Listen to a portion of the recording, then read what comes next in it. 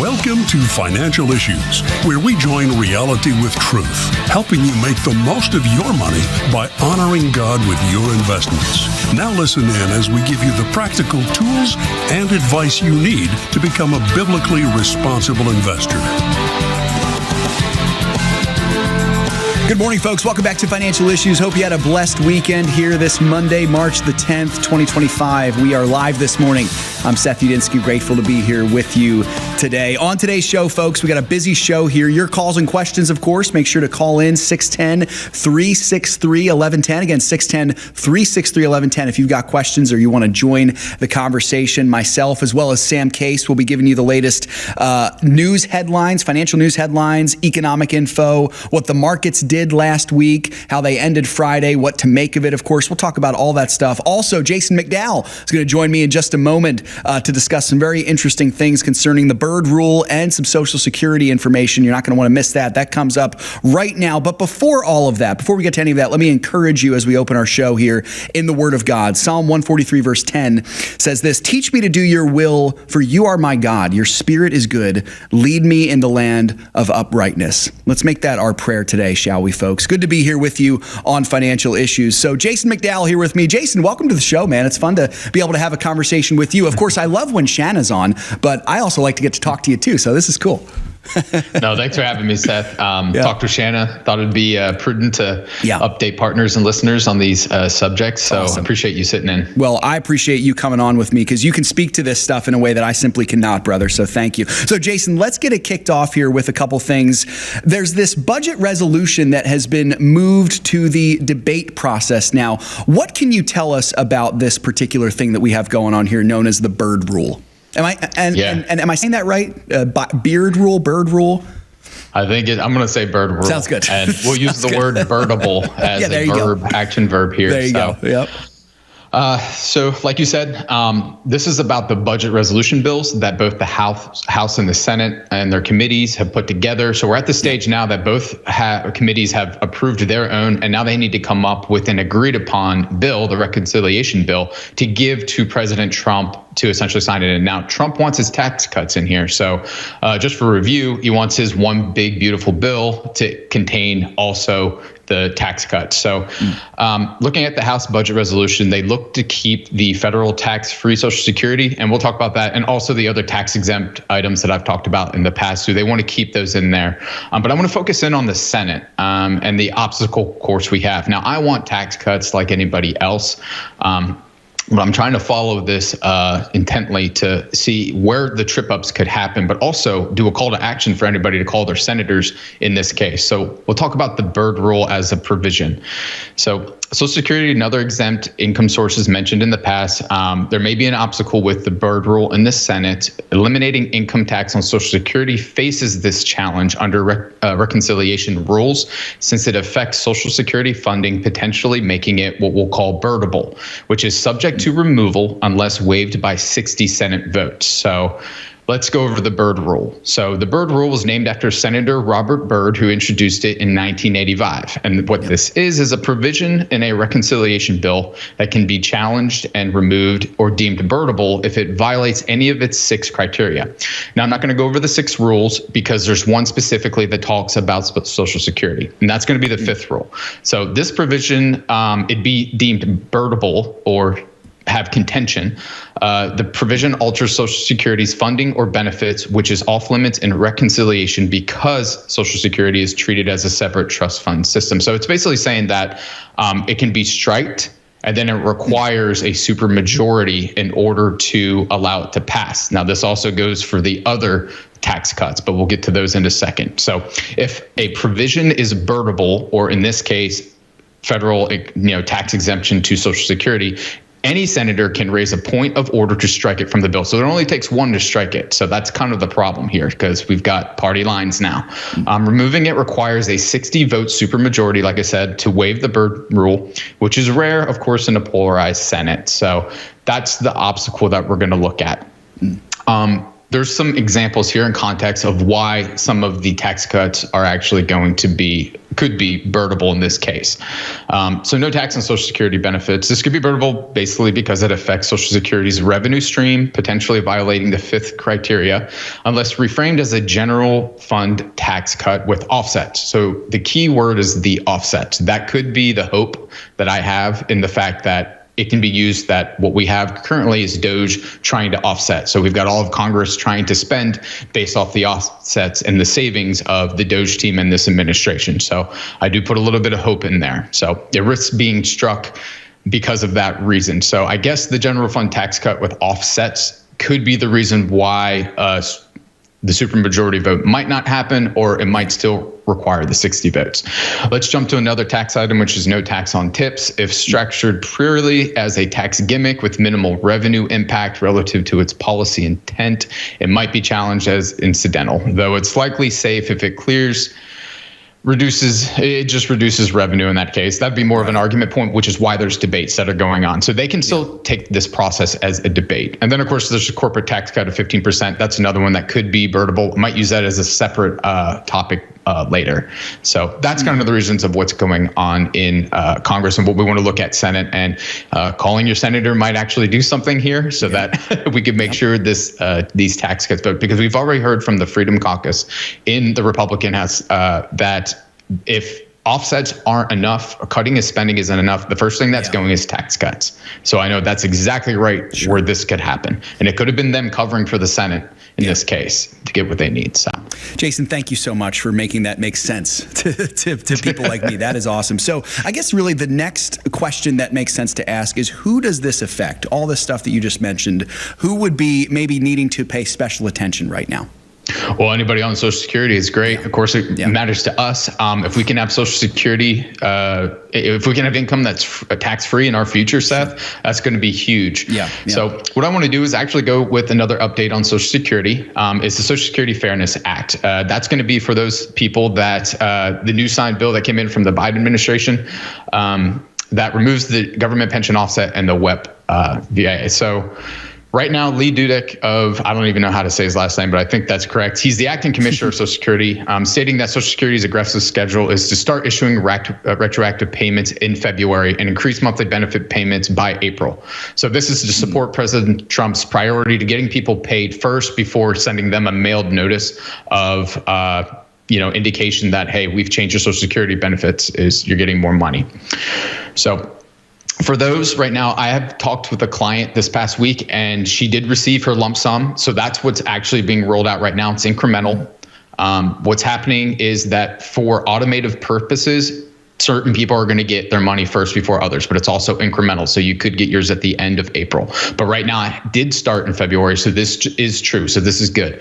The previous administration said, hey, it's going to take a year. But all of a sudden, this administration's making it happen within the month of the last press release about it. So this is good news. So I recommend that everybody that takes a look and gets a larger lump sum in their monthly, deposit, see how much it is. And then 2 to 3 weeks, they're saying that you're going to receive a statement outlining that. What I'm hoping to see, since I haven't seen it yet, is just an accounting to how much money you got, and is that correct from the 2024 lump sum that was taken out of your benefits, your monthly benefits. So this is going to be the windfall elimination provision. For those of you that had the government pension offset that claimed, but then had Social Security basically wiped out because of that, you'll also receive money too, and there should be a statement from it. But you're going to receive money before you actually get your mailed letter talking about it. So that'll come 2 or 3 weeks from that point.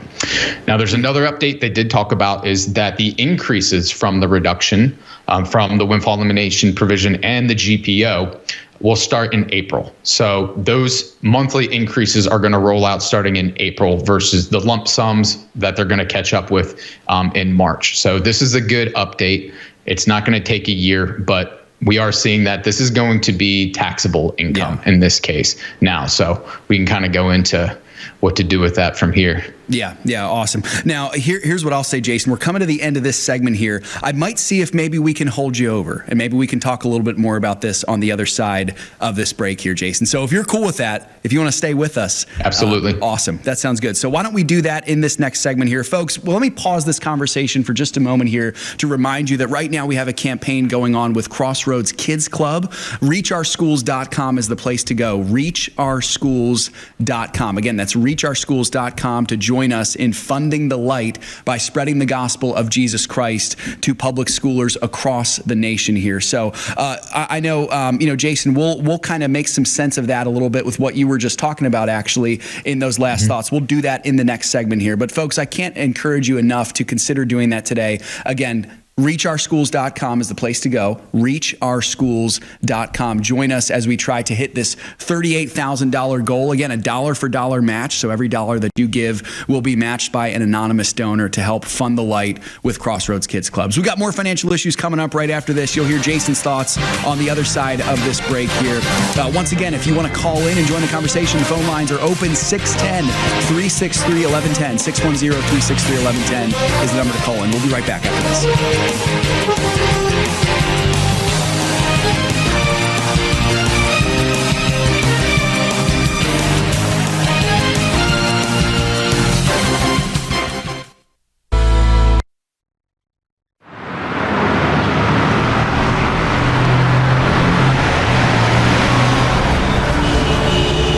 Navigating through investment options can be challenging, especially when you're determined to uphold your God-given values. Every dollar you invest is a vote for the world that you want to live in. Let your values guide your investment decisions and help to shape the culture in which we live. Become a beacon of light and pave the way with biblically responsible investing. Timothy Plan, where faith and finance collide.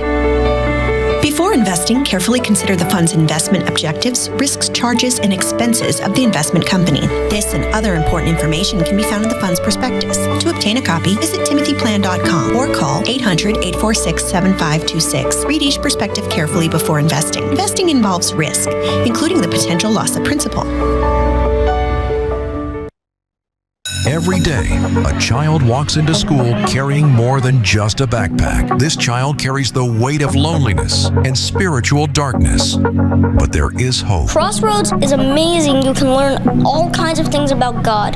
That He loves all of us. He pays for our sins. By sponsoring a child, you could help them discover Jesus. Go now to ReachOurSchools.com and bring the light of Christ into the life of a child. That's ReachOurSchools.com. Through the ministry of Preborn, the Financial Issues family has saved tens of thousands of lives of babies. What an amazing job that God has done through you, the Financial Issues family. Would you join us in saving the lives of babies? What an amazing reunion we will have in glory, meeting all the people that we have saved. Please go to preborn.org, that is preborn.org, or financialissues.org, and click on the Preborn banner. Securities offered through G.A. Repple & Company, a registered broker-dealer and investment advisor, member FINRA and SIPC. Opinions expressed by Shanna are hers alone and are for informational purposes only, and do not necessarily represent those of G.A. Repple or the outlet on which you are listening. You should consider how the information applies to your situation prior to personally implementing it, and consult any financial professional you work with to make sure it's applicable to your financial plan. Folks, welcome back to Financial Issues. It's great to be here with you this morning. Obviously, baby has not come yet, Sam. I'm still here. Can you believe this? Like, what is this guy doing? It's really hard to believe. It's crazy, right? It's unbelievable. Are you really having a baby, Seth? Or are you just teasing us? That's the question, right? That's the question. Pause for effect. Anyway, so grateful to be trickster, here. Yeah, exactly. Speaking of tricksters, we've got Jason. No, Jason's not a trickster. Jason is a brilliant financial mind, and we're thrilled to have him on today. Jason, thanks so much for your insight on what's going on with the Bird Rule and Social Security. And I thought it would be good for us to just continue this conversation here.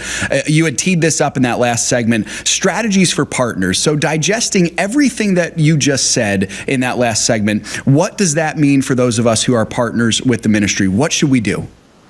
Absolutely, Seth. So for the Social Security Fairness Act, I'm also going to recommend what I've done before is just maybe you didn't claim because you had a government pension offset that was going to wipe out your benefits, to look into calling SSA and speaking to a supervisor, and then seeing if you have that claiming option now. No matter what age you are, it doesn't matter. More household income is important to me as an advisor when talking with clients. It would be important for anybody. So hopefully one day that might be, tax-free, and that's going to be wonderful. But for this year, it's going to be taxable income. So that kind of leads me into some strategies here. So what to do with the lump sum? Now that we know that they're coming in, I'm happy that it's happening at the beginning of the year. And the reason why is a lot of times with clients, we have our clients facilitating the FISM strategy, of course, and moving money out of qualified accounts to non-qualified accounts, because we believe that taxes are eventually going to be higher in the future. Right now, we have some brevity, hopefully, with this next tax bill, that we extend the TCJA, our current tax law. So in that case, if you have that lump sum that's come in and you don't know really what to do with it, it's going to be different for everybody because there's some complexities in there. But if you want to look at maybe giving to a financial issues campaign that's currently going on, that's a wonderful place, but it is going to be considered taxable income. So please talk with your tax professional for two reasons. If you are moving money out of qualified accounts, either doing Roth conversions from your IRA or moving it over to a non-qualified account and paying the taxes, it is going to make your modified adjusted gross income go up. So we're going to be looking at IRMA tax brackets too. So there's also another part, not only the lump sum, but your additional increase to your monthly paycheck. Again, it's going to be small for some people and it's going to be larger for others. So it all depends on your personal situation. Please talk with your tax professional so that when you look at moving money out of these qualified accounts to non-qualified, to just take into account the more income you're going to have that's going to end up being taxable, but also considered the modified adjusted gross income for your IRMA brackets for Medicare. So that's for those Medicare brackets. We don't want you, going into a higher bracket without your knowledge that you find out 2 years down the road that your premiums went up for Medicare because of this. So be wary. Please talk with your tax professional about that and look at those sides. So the other thing is, if you are working and you're claiming Social Security and you're getting these additional, you can also look at contributing to a Roth. I think that's a good place, or contributing for the long term to a non-qualified account as well. Those two places would be good. And that's for those that are still working but are claiming Social Security that are getting these additional benefits each month. So that's a good place. Follow the FISM strategy. Maybe look at, gifting a partnership as well. That might be a good place to do. But yeah, those are some good strategies there, Seth. Yeah, no, that's awesome, Jason. Thanks so much for that. I can't stress that enough. Absolutely, if you're looking to pass along the good gift of an FISM partnership, gift in a partnership is a great thing to do. Jason, let's bring now the conversation kind of to our age. So we were speaking in that last section, to folks who might be impacted by Social Security. But what about those of us who it's like 30 years off for me, and I know for you as well. My first question for you is, I know we can track our benefits at ssa.gov. Shanna has mentioned that before if you're interested in tracking them. But my question for you is, and this is just kind of off the cuff, how often is it a good idea to track those? Because if I'm being honest, sometimes it just drives me in a tizzy, to think, I don't even know if this money's going to be there for me when I'm reaching this age. What insight would you have for that? Well, I always lean to my hope is that the Lord takes the church body home. There you go. Before we have to think about that. So I'm 37. So, 30 years from now, I'm 67, right? So what could happen is that they kick the can down the road they want people to work longer, have a full retirement age instead of 67 for those of us born after 1960, that maybe they kick the can down the road to 70 and they want people to work longer for all the reasons that, before we get to where Revelation and Daniel talk about, biblical prophecy and those period of times happening. So how I look at that is, after that hope there is that I hope that this Social Security tax exemption goes through, because for us, whether it changes name, the Social Security program, it's a social program. How I look at it is, if they're forcing me to take this money and pay it as a tax right now, but it grows tax free, and then if I can get it out tax exempt in my future, then in a way it's almost you can probably compare it to like a Roth. Now, of course, do I believe that we can manage our money better? Yes, I do it every day for clients using the FISM strategy, and it works. I do it every day. So I believe that, yes, we can manage it better than the government, but right now it's forced. So for our age group, if we do have this tax-free, any tax-free income in our retirement years is wonderful. That's a hope that I do have for this program. It is a social program. I'd rather not be any, but in this case right now, what's being proposed, I think it's very important. So that gives me hope. Now, there's another case here that it could change its name. And I guess I'm going into another question here of what it's going to look like is it going to last for the next 30 years? Jason, that's something that I have thought a lot about. Is there even any chance for this to last? Like I'm even thinking from a prudence standpoint. Okay, do I waste any mental effort or energy on something that's not going to be there? What would you say to that? Right now, it's just we have to pay it, right? Yeah. So it's fixed. For sure. So we're doing what we're supposed to be doing. So not recommending that we don't pay our taxes, by the way. That's not what I'm saying there. Yeah. But anyway, sorry. Go ahead. So two things are happening for us. Is it going to last for another 30 years? Well, a lot of people throwing around fixes for it, and I love those solutions. Those are wonderful. The one thing that I never heard was to address the fraud. So what's happening right now is the address of the fraud. So this is kind of where am I placing my hope in this situation, is just that maybe the fraud is the answer too. I know Elon looked up that Social Security, and those that were actually stealing identities was essentially to get the other government programs to pay them because they were stealing somebody's name and they were marked as alive in there, even though they're 160 years old. That gave them access to the actual other programs that exist. So let's just address the fraud first, and maybe this will last. Now, another thing is if Social Security ever had to get tapped and liquidated, well, we wouldn't have the tax for that. If Social Security is not there, we're not paying into a system for that. There's another scenario. And then, of course, there's the what I know about what I don't know about what I don't know is, anything under the sun. But if it is going to be there and it changes its name, our country gets more socialist and communist driven, right? This program turns into what the UK actually uses, which is called the National Insurance Program, or there's another word for it, but it's national insurance. And what it does is it acts more as a state. It's more of benefits covering like maternity, state disability. It covers more areas of socialism, social programs, rather than our Social Security in the United States is more of a retirement income. So hopefully that stays that way as retirement income, and it's tax-free or tax exempt from federal taxes. State taxes may still exist in certain states, so that would be different. But in that case, it will be beneficial. But reducing the fraud, I think, is a big fix, and I'm hopeful that that can be made permanent, and reducing the federal income taxes. That will help me see it lasting more, because then you can wait a little bit longer. Maybe they can adjust it and fix it too. But for right now, I'm just hopeful. So then this is kind of the way it is, man. Yeah, no, definitely. All right, Jason, this is a brother in Christ to a brother in Christ question. As a financial expert, how do you reckon with the idea of Social Security in general? Have you come to the point where you're like, yeah, you know what, I don't like it, but it is what it is, and we just got to do our best in it? Or is it one of those things where you're like, I can't stand this thing, it's awful, I'm going to complain about it as much as I can? How would you maybe encourage us to think about this? Because I'm even thinking from myself, my tendency is to just say, oh, you know what, get rid of it, slash the whole kit and caboodle, not thinking about the people who it would seriously impact, even dear friends and family of mine. What would you say to that? Well, if it's no longer around and we don't have to pay taxes on it, then I would say if we could use it to our discretion for our own management purposes through the FISM strategy, then that's a wonderful thing. I think that's great. Give us the power and control of our money and to steward it as we need to. But with its existence, that's reality. Instead of going through the hypotheticals of it not being here, the reality is right now we have to pay those.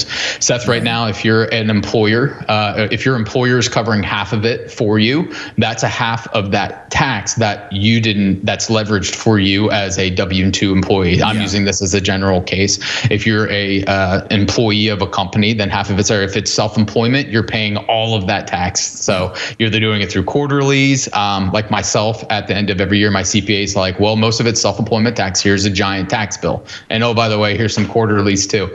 So if I can look at it in the perspective that if this is going to be tax-free in the future, then it eases the pain a little bit for me to write that check to the government if it can be managed properly. Now, I believe that we can get a better return, and I know so, by managing it ourselves 100%. Yeah. But now I'm just kind of repeating what I said before, that hey, it's there and we have to do it. Pay what Caesar's due in this sort of situation for us. Yeah. If we get it back tax-free, that will change perspective. I would say for our age group and everybody else, that's a big positive. Absolutely. Jason, I appreciate you so much, brother, talking about that. And what a great reminder, too, to render unto Caesar that which is Caesar's, even if we don't like it, even if we don't like the amount that Caesar might be taking. That is a command directly from the mouth of our Lord. So, man, I really appreciate you joining us so much, Jason. I hope we get to do this, in the future, brother. Of course, I love hearing you and Shanna. You guys bring the expertise. But, man, I really enjoyed getting to talk to you today, brother. This is fun. Mm-hmm. You too. Yeah, absolutely.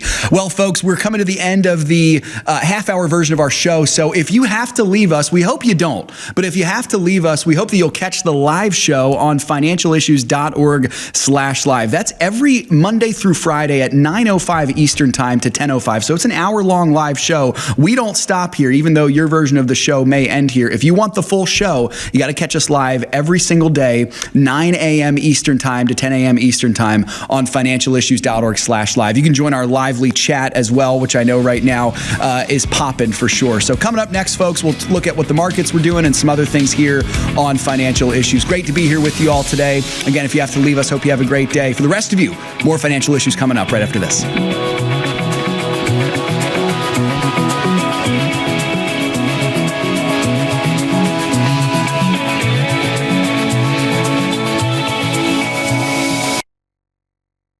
In the last 10 to 15 years being in ministry, being married, something that has been constant in our lives is Samaritan Ministries. As we've moved, we've had babies, we've had different things come up, we have just been able to rely on Samaritan in ways that we never really even thought about before becoming members.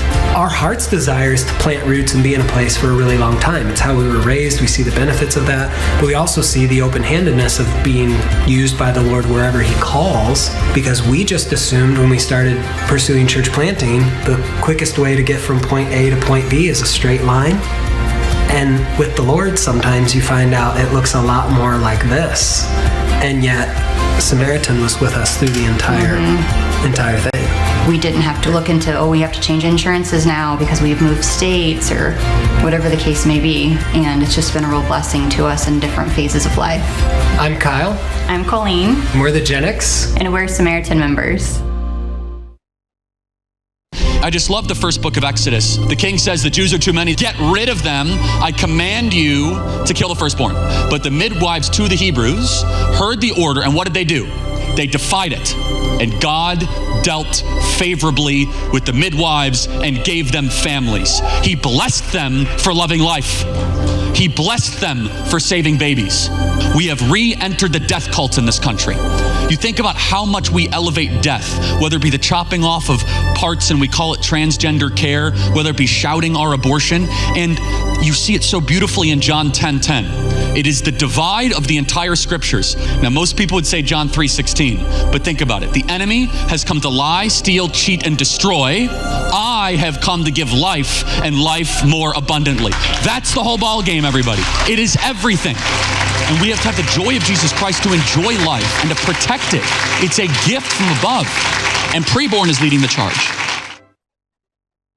Colossians 1:13 tells us, "For He has rescued us from the kingdom of darkness and transferred us into the kingdom of His dear Son." Right now, children across the country are waiting for that rescue. They're facing challenges like broken homes, peer pressure, and insecurity. But through Crossroads Kids Club, these children are finding something greater: hope, love, and a future in Christ. If it wasn't for Crossroads, I probably wouldn't be in the place that I am right now. I learned that God loves me just the way that I am. Your support can transform young lives, planting seeds of faith that will echo into eternity. Will you help us reach 100 kids? By sponsoring a child and by writing them a personal letter of encouragement, you can shine Christ's love in a place where it's needed most. Visit reachOurSchools.com today and change a child's future forever. That's reachOurSchools.com.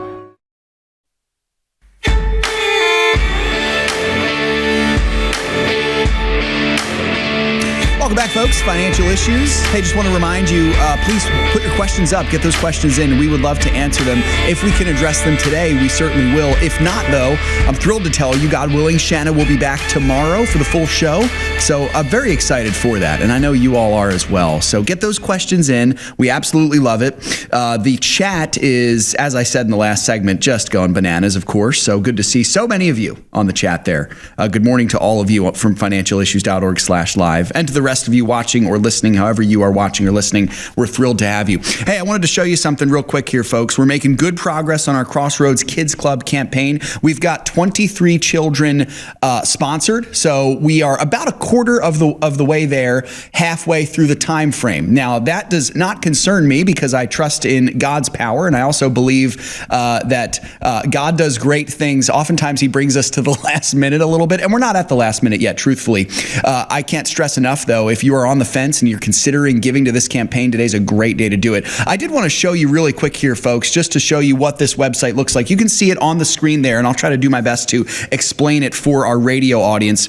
If you scroll down on reachourschools.com, which is our landing page for this campaign, there are peppered throughout here green sponsor a child buttons. Any of those green buttons takes you to the same place where you can give securely. Now, if you were to click on one of those, you would see a little pop-up window show up giving you an amount of money that you would like to give and an option to make it monthly or not. And that's all between you and the Lord. You then put your information in, credit card information, all that stuff, and it is a secure way to do that.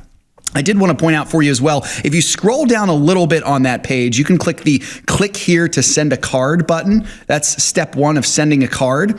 So if you click on that, it gives you step-by-step information. You put your email address, your phone number in on how you can give a card to one of the children who is being sponsored by Crossroads Kids Club. I would highly encourage you to do that, not only if you have given, but also if you haven't given, and if you're in a situation where you're saying, you know what, I would love to support this, but I just can't right now. This could be a way for you to still partake in this. You know, you might not be able to give a financial gift, but you can certainly give a card. That'd be a great thing for you to do. So consider doing that today, folks. I think that'd be wonderful. Reachourschools.com. Again, reachourschools.com. And once you get there, any of those green sponsor a child buttons that are peppered throughout the page will take you to where you can give securely. All right, folks, let's move now to the big news of Friday, Sam, I think was the Federal Reserve. Jerome Powell, of course, had a speech. Anytime Jerome Powell speaks, it seems like we have to talk about it because the markets certainly react to it and everybody's keeping their eyes on what he has to say. So, Sam, what did Jerome Powell exactly say? And I know that's a tall order because sometimes it's not really easy to decipher exactly what he said. Well, you're right. Jerome Powell, he descended from Mount Olympus with his economic wisdom and let us peons know what the Fed is going to do. And what is the Fed going to do? Well, really nothing right now. He said on Friday, the central bank will wait to see how President Donald Trump's policy agenda will play out before moving on interest rates. Here is Powell with those very exciting words. Looking ahead, the new administration is in the process of implementing significant policy changes in 4 distinct areas: trade, immigration, fiscal policy, and regulation. It is the net effect of these policy changes that will matter for the economy and for the path of monetary policy. While there have been recent developments in some of these areas, especially trade policy, uncertainty around the changes and their likely effects remains high. As we parse the incoming information, we are focused on separating the signal from the noise as the outlook evolves. We do not need to be in a hurry, and we are well positioned to wait for greater clarity. So if you paid attention to the last time that Powell spoke, he said basically the same thing. The Fed does not need to be in a hurry. We've already cut interest rates quite a few times, and now we're going to wait and see what happens next before moving on to the next step. So what do you make of it, Seth? Yeah, well, first of all, Sam, that is interesting because it's different than what the Fed originally espoused back about a year or so ago, maybe a little more than a year or so ago, when they were pumping their chest all about, hey, we're going to cut these rates. We're going to reach that 2% target. I said something like we got 4 rates cuts planned for this year, and then 3 for the next year, and then a couple more for the following year to get to that 2% target. That has obviously changed. But here's what I really make of it, Sam, is that I hope no one was surprised by this, meaning I hope no one was surprised by the lack of clarity. Asking the Fed for clarity on fiscal policy and leadership as well, it's kind of like if you were to ask me give birth to the baby in Megan's womb. It's not going to happen. I can't do it. It's kind of like that. The Fed is making its usual argument for uselessness here, and I don't want to dunk too hard on the Fed, but I would love just some clarity for once. Just to be able to see something, just for us to know something. So, well, I think part of the problem with the Fed is that it's so concerned with appearing apolitical that it's paralyzed, and it can't make decisions out of concern that it's going to be accused of making political actions, which weirdly enough turns it into more of a political actor because it's actually then responding directly to political circumstances. You see that with some of the justices on the Supreme Court as well, particularly John Roberts, who is so concerned with the idea and the grandeur of the Supreme Court that he'll often split the baby on almost every decision so as to not appear political, but he ends up, as I said, directly responding to those forces of the day and not ruling always as he necessarily should, or perhaps even deep down believes that he should. Yeah, Sam, you're exactly right. People who don't have a political opinion or claim not to, that in itself is a political opinion, just like someone claiming to not believe in God is actually a religious belief, that your religion is that no God exists. Your political position is I'm going to try to stay out of politics. And like you said, Sam, oftentimes it ends up yanking us in one way or the other, the direction that the political winds seem to be blowing there. I think Jerome Powell is of himself an example of this. I think he's a moderate. I'm not entirely sure. He was picked by Trump, but he has really tried to say we're going to be apolitical. And what has ended up happening, fortunately, really kind of unfortunately, is they haven't said anything at all. And I think it's a good personal lesson for us, Sam. You got to be strong in your convictions and know what your convictions are. And you got to stick with them. And you need to know what's right, obviously. We believe that the best place for convictions, the only place for true sound conviction is in the Word of God. But you got to be strong. You got to know what you believe and stand for it. Absolutely. So usual gobbledygook from the Fed as always. So that's what we're looking like there. Sam, I saw a fascinating post from one of our social media listeners on Friday. I'd love for you to read this here. We can talk about it a little bit before the Ag. This was great comment here from Brian. He said he saw a crazy post, perhaps even on the live chat. He said, if you were given $500,000 every day since the day Christ was born to now, you still wouldn't have as much money as Elon Musk. Yeah, both crazy and sad that folks have that much money. That is Brian from Virginia. I do want to correct him before we get into this. I did the math. You actually will have just about exactly the amount of money that Elon Musk has if you receive $500,000 every day, give or take a couple $1 billion, as Elon Musk's wealth does fluctuate. But you would be just about right on the money. It's pretty right on close. And Sam, this is going from 0 AD or so, right around when Christ was born. So if you did it for 2025 years. Yeah, really interesting stuff. Brian, it's crazy and sad. I would totally agree with you when we think about the many folks who have money like that, and they might have the mindset of, I'm just going to sit on this or hoard this. I do think there is a perspective that we can think of this, though, where we actually want there to be wealthy people in the world who know what to do with their money. I actually think that's a really good thing. Wealthy people create jobs. Wealthy people can help stimulate the economy in that way. And especially if they're wealthy and, number one, purposeful with their money, and number two, generous with it, I think that could be a wonderful thing. It's interesting that Elon Musk seems to have a pretty good understanding of his money in that he believes it's meant to be spent. Like, to him, money's not an object. It's like, I'll build rockets with this. I'll buy Twitter with this.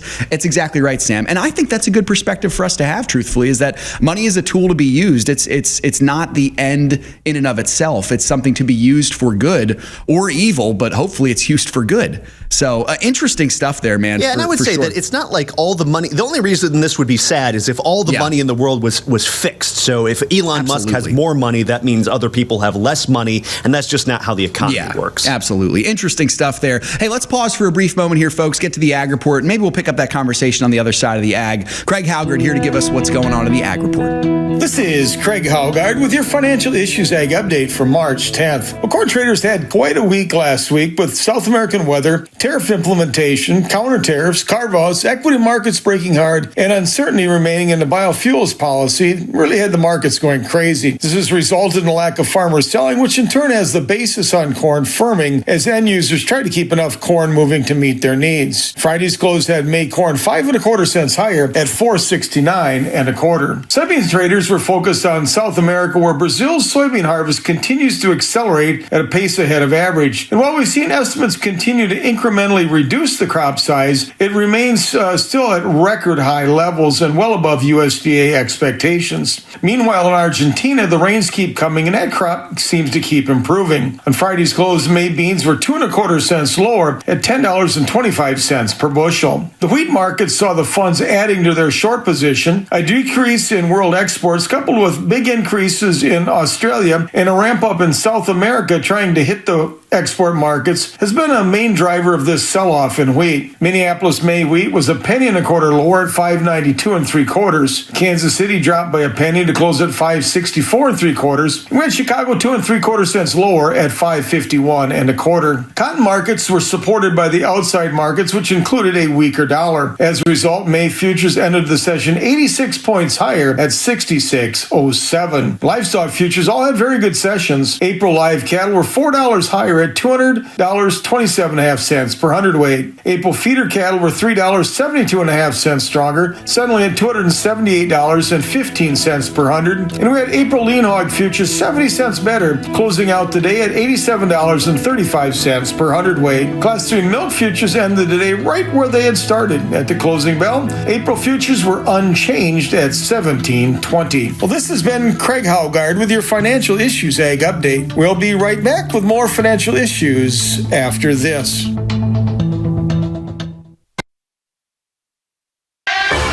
It's up to us to stand up and say, enough is enough. All of this unbiblical stuff that's going on, whether it's abortion or transsexual or LGBTQ, widespread pornography, human trafficking. Bottom line, it's still up to us. If we stop investing in these corporations that are trying to destroy us, sooner or later they're going to wake up. To learn more about biblically responsible mutual funds and ETFs, go to timothyplan.com. Hearing Jesus say, "Well done," how to secure your rewards in heaven. Don't you want to be sure that when you get there, that you're going to have the best life forever? And that best life forever is being able to access the plethora of wonderful, escalating rewards that are elucidated throughout the book of Revelation to those who overcome. Well, that's what the book's about, friend. Order your copy of Hearing Jesus Say Well Done today on Amazon and start living for what truly matters.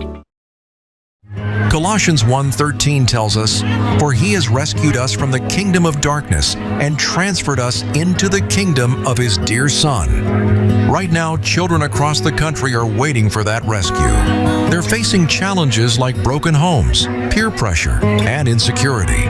But through Crossroads Kids Club, these children are finding something greater: hope, love, and a future in Christ. If it wasn't for Crossroads, I probably wouldn't be in the place that I am right now. I learned that God loves me just the way that I am. Your support can transform young lives, planting seeds of faith that will echo into eternity. Will you help us reach 100 kids? By sponsoring a child and by writing them a personal letter of encouragement, you can shine Christ's love in a place where it's needed most. Visit reachOurSchools.com today and change a child's future forever. That's reachOurSchools.com.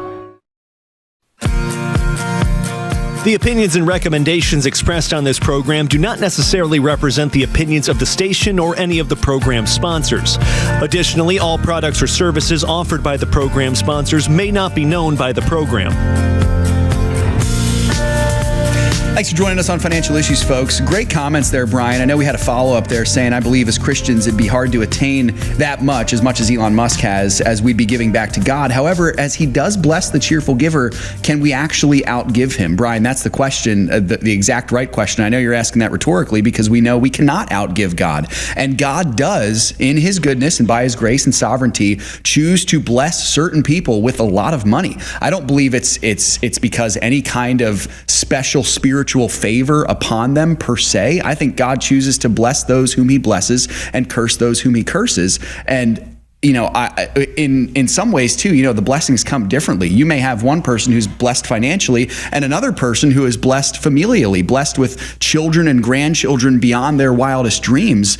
And all of it's a blessing, And so we were just talking, in the break there, it is really interesting. Folks like Elon Musk or like other people you think of who are maybe Christian business leaders, they're generous in so many different ways. It's not just their generosity towards charitable contributions. That is usually what we think of when we think of generosity. But you also got to think about they're generous in their skills too. These are the type of people who build businesses that, number one, create jobs, and number two, can offer something good for society. Like the fact that Elon Musk has rehauled Twitter, now X, actually has been a really good thing because it's become more of a free speech platform. And so we have all been the beneficiaries of that on some way. We were talking in the break too, Sam and I especially, about, when we used to work for Dan, he was that way as well. Dan was very generous towards charities, but he was also generous in the fact that he believed in us. He hired us. He paid our salaries. He gave us opportunities.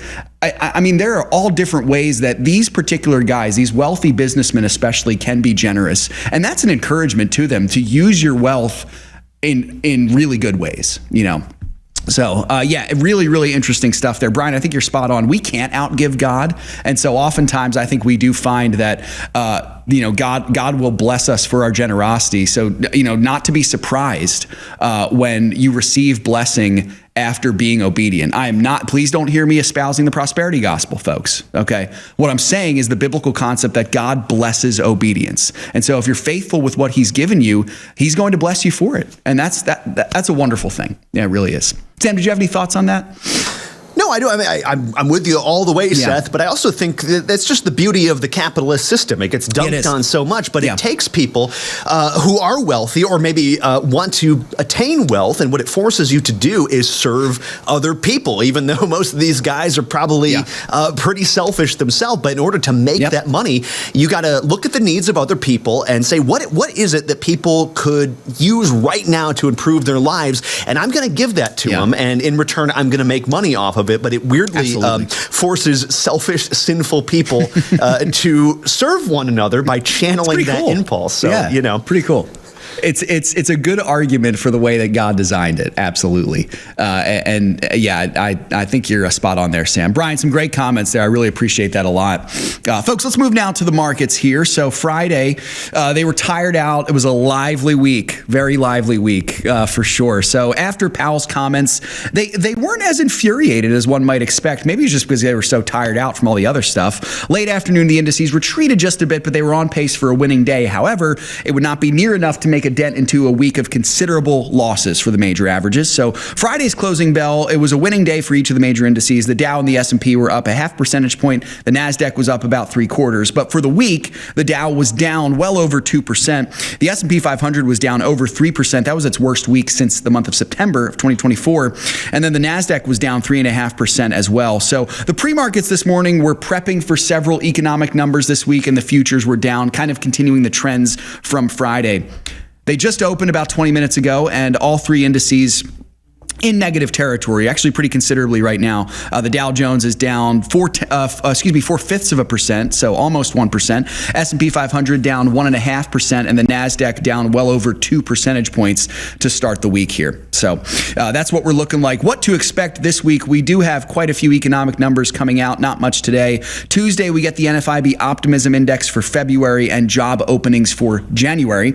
And Wednesday, we get Consumer Price Index for February. Thursday, we get jobless claims for last week as usual. Producer Price Index also for February comes out. And then Friday, we get the Consumer Sentiment Preliminary number for the month of March. So that's what we're looking like there, folks. All right, Sam, let's move to another important sector that we haven't looked at with as much depth probably in these last couple weeks, but that's oil, particularly the goal of the Trump administration to undo the ills of the Biden administration and start replenishing some of our strategic petroleum reserve. What can you tell us about this? Oh man, Seth, I really love this because to me, this was one of the unsung scandals of the Biden administration that he tapped into our national defense resources to basically buy off votes for the midterms when the gas prices were so high. And we kind of all just shrugged and we're like, yeah, that's fine, I guess. Whatever. But it's incredibly corrupt and dangerous and cynical of him to do that. But yes, the Trump administration is now trying to right that ship. U.S. Energy Secretary Chris Wright now plans to ask Congress for up to $20 billion to replenish the nation's oil reserves to maximum capacity, and that's around 714 million barrels. Keep in mind, as I said, the Biden administration depleted that all the way down to, get this, 395 million barrels, and that was, of course, in an effort to keep gas prices down. Yeah, Sam, you're exactly right. Folks, please have a good long memory, have a historical memory, know what really happened. What the Biden administration did in draining half of our strategic petroleum reserve was absolutely ghastly. I mean, this was one of the most evil things his administration did. And let's not forget, between 2021 and 2025, his administration spent recklessly on foolish things. There was an unceasing funding of foreign wars, particularly one in Europe that brought us dangerously close to World War III, protecting actual criminals at the expense of innocent citizens, while simultaneously demonizing and criminalizing pro-life activists for praying in front of abortion clinics. That's not too good. Also, how about making the White House a laughingstock on a national level, from pride picnics to identity hires to everything in between? But this takes the cake. This was one of the worst. Draining our strategic petroleum reserve put our country in a precarious situation for generations to come. And I praise God that the Trump administration is at least trying to address this. This was really ghastly. Sam, you nailed it right on the head. This was a timely effort, a specifically timely thing to basically throw people off the scent that gas prices were ridiculously high in the summer of 2022. Let's pull from the strategic petroleum reserve that we have and get these prices down so that people will vote for our party in the midterm elections. That's all it was. That is not what a good leader does. Not at all. So incredibly short-sighted. It was. It didn't even bring gas prices down all that much. Really didn't. It was just enough breathing room to, you're right, get the scent off of his own gas policies just for a hot second before the midterms could be over, and then we could go back to feeling the pain once again. So cynical and dangerous. Absolutely. So may God protect us from ever living under such an administration like that again. I'm not trying to say that this is one political party being better than the other, just pointing out the serious ills of one administration that we thankfully God spared us. I really do believe that. I believe that he spared us.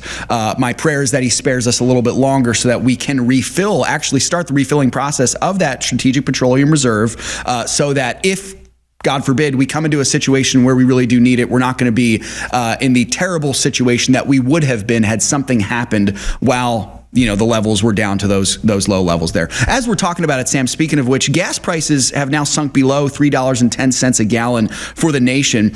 They are trending downwards here, which is great. Of course, a year ago, they were right up around $3.40, and that was a rather low number for the Biden administration as a whole. A month ago, they were right around $3.14. So they're trending in the right direction for sure, and I hope to see that trend continue. All right, Sam. Should we talk about this Bitcoin reserve? I don't know if we have time for this. I'm not sure if we have enough time for it probably right not. now. Probably not. Maybe Why tomorrow. Why don't we hold off on this? Maybe we can get to this tomorrow with Shanna. Quickly here, folks. Let me just say this, Sam, there was an interesting headline we saw about this $20 billion investment in the shipping investment company. Can you tell us about this real quickly here? Yeah, we had a clip for this. I don't think we're going to play it right now, but just continuing to point out the investments are pouring into the United States thanks to Trump's America First agenda. Donald Trump announced a whopping $20 billion investment in the U.S. by shipping giant CGM. Trump says it will create an estimated 10,000 new jobs in America, and this comes as Trump has also been touting the rise in native-born workers in the United States, as opposed to a lot of what the numbers have been until now, which has been the jobs have been coming from immigrants, which is not what Donald Trump wanted, but he is quite happy that that is now beginning to finally take a shift back, and he is quite pleased. Yeah, no, I think that's awesome, Sam. Let me just say this here, folks. Let me ease your conscience here. If you are America first, if you believe that you need to have a president who is going to prioritize the needs of his people before the needs of the foreigner, that's not racist, okay? I just want to clear the air there, because even within the church, I think there's this sort of mindset that we have to be so pro-foreigner at the expense of our own flesh and blood, our own brothers and sisters, fellow citizens of our country. I don't believe that that is a biblical concept. I absolutely believe that we need to be loving and kind and certainly share the gospel and be welcoming to the foreigner when we have the opportunity. But I also think that it's good to be pro-America. I really do. And I think we have a president who is that. And so I think that's something we can be excited about, absolutely, that we have someone who prioritizes his own people. It's a good thing. Folks, let me remind you one more time, the scriptures, Psalm 143, verse 10, teach me to do your will, for you are my God. Your spirit is good. Lead me in the land of uprightness. Let's live in the light of that truth today, folks, as we seek to have true peace with God that can only come through the grace of Jesus Christ. God bless you all. It was great to be here with you today. Make sure to check out reachOurSchools.com for our Crossroads Kids Club campaign. Remember, it's all His. Let's be found good and faithful stewards. God bless you all. See you next time. If we ever forget that we're one nation under God, then we will be a nation gone under. Thank you for joining us. This has been an FISM production.